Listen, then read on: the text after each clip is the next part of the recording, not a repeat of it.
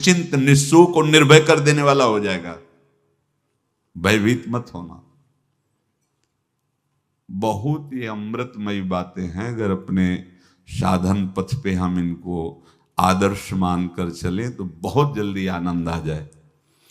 किसी भी अड़चन को तैयार रहो। ये काल क्षेत्र है, मृत्यु क्षेत्र है।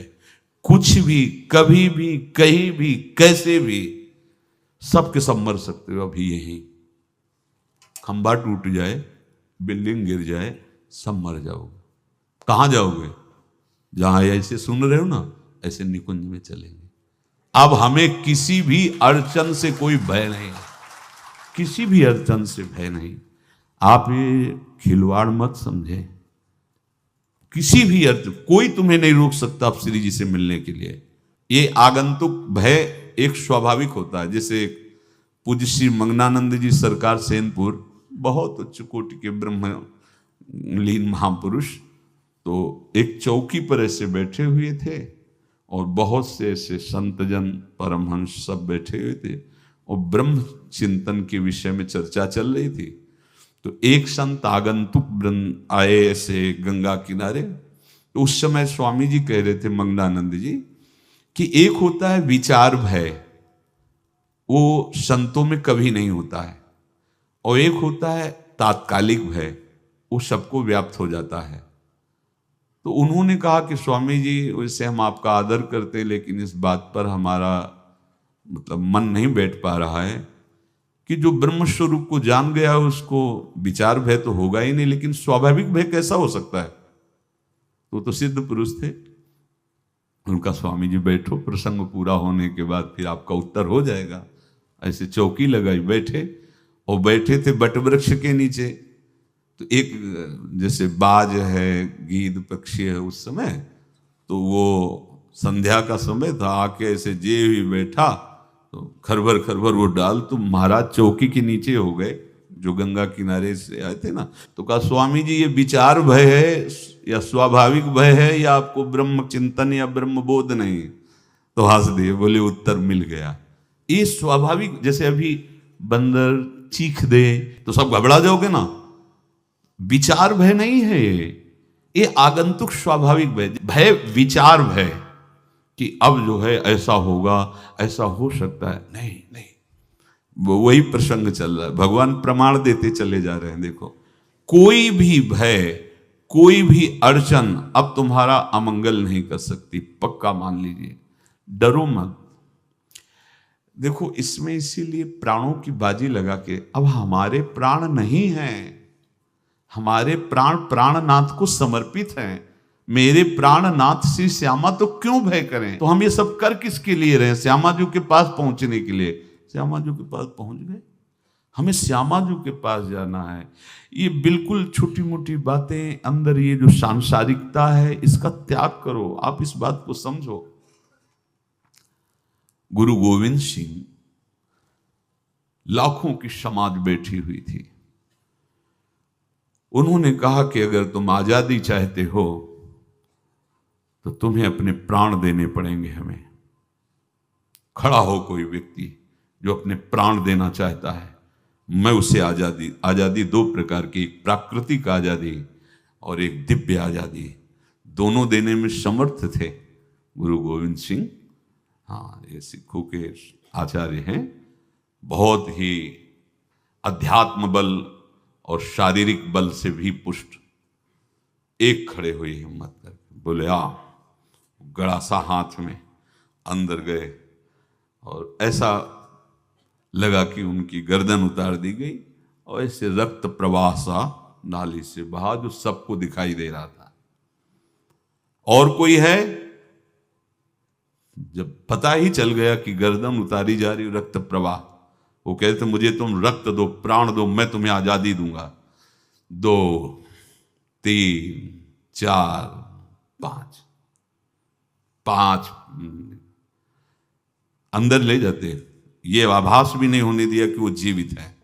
5 तैयार, पूरी सभा में 5 तैयार। बोले ये पंच प्राण प्यारे हैं भाई, इतने से एक एक से 1.25 लाख को परास्त कराऊं, देखना। मेरा नाम गुरु गोविंद सिंह न धराऊं, यदि एक एक से 1.25 को परास्त, क्योंकि प्राणों की बाजी समर्पित कर दी। अब क्या भय, माया से आजादी प्राप्त करने के लिए भयभीत होना तो बिल्कुल जीवन में छोड़ दो। विचार भय नहीं होना चाहिए, ये स्वाभाविक भय होगा। अभी कोई ऐसी आवाज आ जाए, वो ऐसे स्वाभाविक होता है, उस पर तर्क वितर्क नहीं किया जाता। विचार भय नहीं होना चाहिए। जानते हो, तुम्हारा जीवन, तुम्हारे प्राण, तुम्हारा शरीर हरि को समर्पित है और हरि के अधीन काल है, कुछ नहीं हो सकता, और जो कुछ होगा वो परम मंगल होगा। किसी भी अड़चन को भगवान के सौहार्द के सामने अड़चन मत मानना। हम अगर अड़चन को दूर करने का प्रयास करेंगे तो अड़चन हमें फंसा लेगी, अड़चन। और यदि भगवान पे विश्वास कर लिए तो वही अड़चन अर्चन बन जाएगी, उपासना बन जाएगी। मान लीजिए बात, मान लीजिए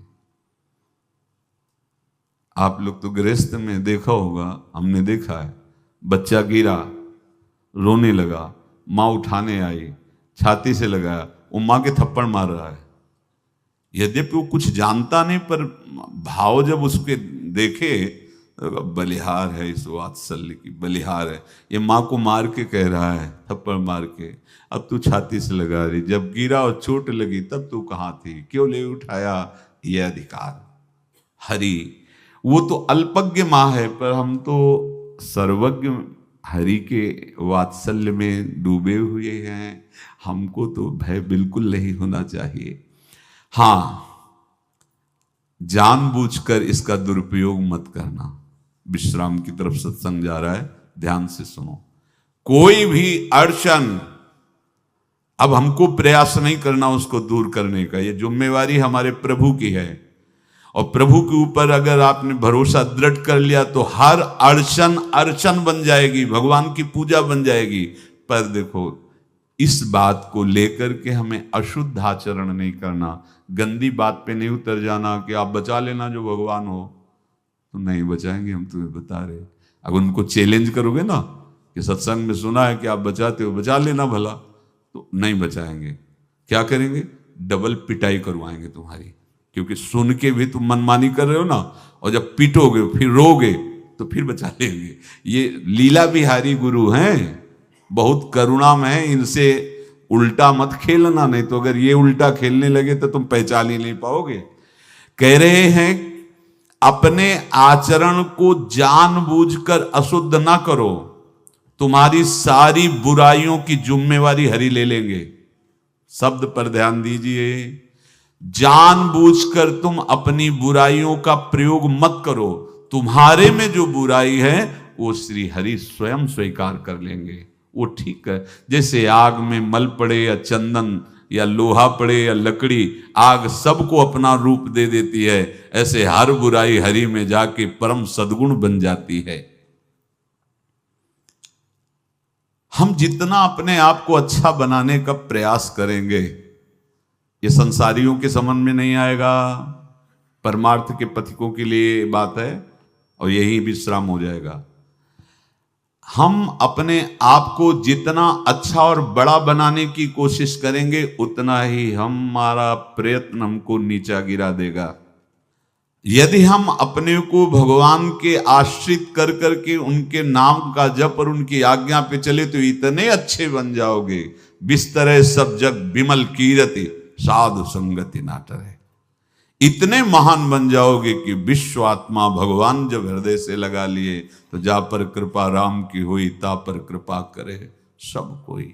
सुर नर मुनि प्रसन्नता ऊपर, सोई विजयी विनयी गुण सागर, तास सुजस त्रैलोक उजागर। इसलिए सत्संग का मनन करो और ये जीवन व्यर्थ ना जाने पावे, सावधान आप रहो, और निर्वाह हमारी लाडली जू करेंगी। और ये जन्म हम सबको लाडली जू की प्राप्ति के लिए मिला है, और पक्का पक्का विश्वास करो लाडली जू हमें मिलेंगी, पक्का विश्वास करो, इस पे संशय मत रखना। हम किसी साधन बल से नहीं कह रहे कि तुम्हें लाडली जू मिलेंगी, लाडली जू मिलेंगी उनकी कृपा से, उनके दुलार से, उनके आकर्षण से अब हमारा निश्चय हो गया है कि लाडली जी बोले आपका, हमारा मतलब सबका।